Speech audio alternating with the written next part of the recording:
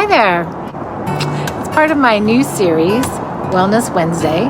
Today I want to delve into the transformative concept of radical acceptance and how it can be a powerful tool for alleviating suffering in our lives. If we haven't met, I'm Sandy Sheldon. By trade, I'm a realtor and attorney, but my passion is self-exploration, and I've recently begun sharing some of what I've learned. I hope you take something from it. So, radical acceptance. What does that mean? Basically, if you've heard people say, it is what it is, that's the idea in a nutshell. As long as you internalize that and you truly believe it. In the past few years, I genuinely think this concept saved me as I struggled with big losses and life changes beyond my control. At its core, radical acceptance means fully and completely accepting reality as it is, rather than how we wish it would be. This can sound simple, but it's often one of the most challenging things we can do. Why is acceptance so radical? Because it requires us to embrace reality without resistance, judgment, or avoidance. It's about acknowledging the facts of our life and circumstances with our entire being, with our mind, heart, and soul, deep down, even when these facts are painful or difficult to bear.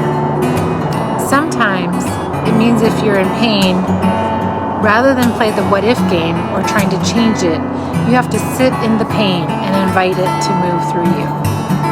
Imagine you're experiencing a significant loss, like the end of a relationship or the death of a loved one. Naturally, the initial response might be shock, denial, or resistance, especially if you didn't see it coming. If you know my story, you know I'm always asked regarding the reason for the end of my marriage whether I saw it coming. The answer is no. But in the end, it really doesn't matter. When something happens, we're tempted to think, this can't be happening, or why is this happening to me? These thoughts and feelings are normal, but there's no point in knowing the answer. Worse, getting stuck in these questions can prolong and exacerbate our suffering because they are rooted in a resistance to what is really going on, not acceptance. Radical acceptance does not mean approval or resignation. Honestly, we can disagree strongly with what's going on, and acceptance doesn't mean that we agree with or condone the painful realities we face. But what's the point of fighting? We can't change the fact someone died, or someone decided they needed to live a different life, or that we did something we wish we hadn't. It happened. It is happening. That is reality.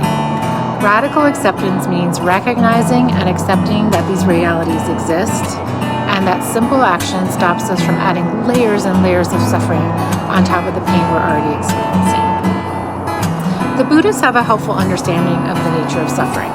This has been something I've been looking at for several years now. In Buddhist philosophy, there's a distinction between pain and suffering. Pain is inevitable. It's part of being human.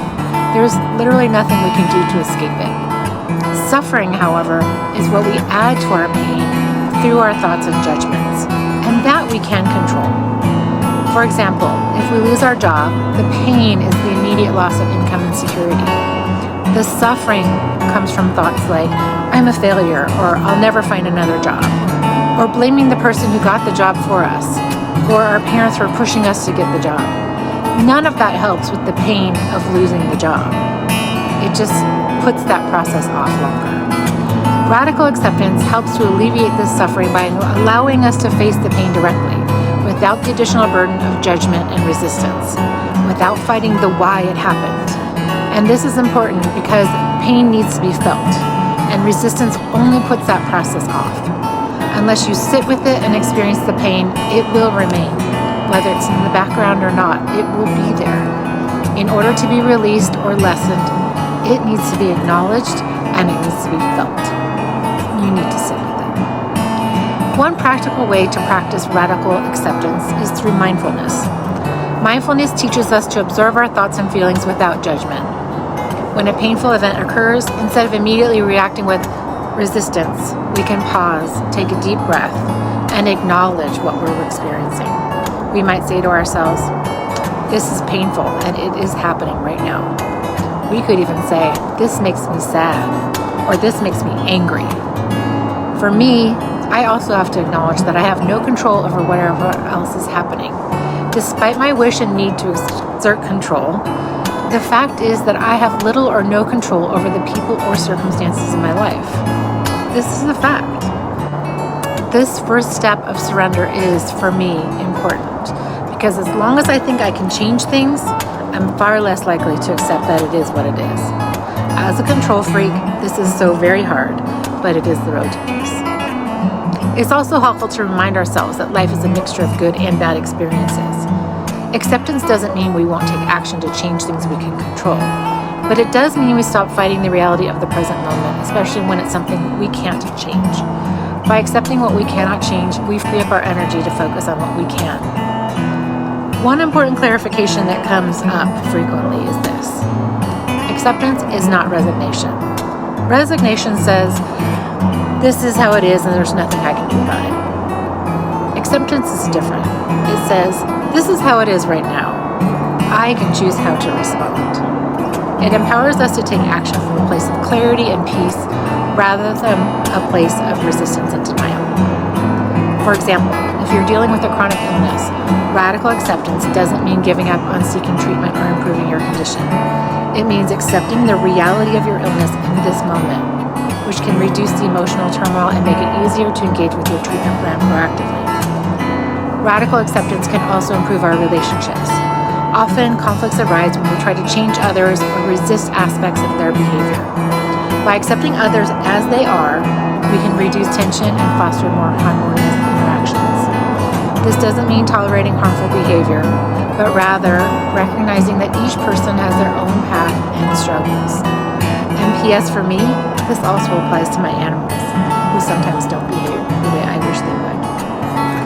So in this way, radical acceptance is a powerful practice that can significantly alleviate suffering. By fully embracing reality without resistance, we can reduce the additional pain caused by our judgments and our expectations. It allows us to live more peacefully and mindfully, even amidst life's inevitable challenges. If you like this topic, I encourage you to read more work by the experts. According to my research, radical acceptance is a cornerstone of the dialectical behavior therapy school of psychology, developed by psychologist Marsha Linehan. But I was introduced to it through the teachings of a Buddhist master I follow and admire named Tara Brach.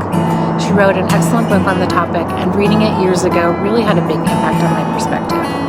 I encourage you to look into reading some of their work. Thank you for listening today. I hope you find radical acceptance to be a valuable tool in your journey towards a more peaceful and fulfilling life. I'm always around to discuss things if you're ever inclined, and I'm also happy for a gentle nudge if you see me ignoring my own advice. Be well.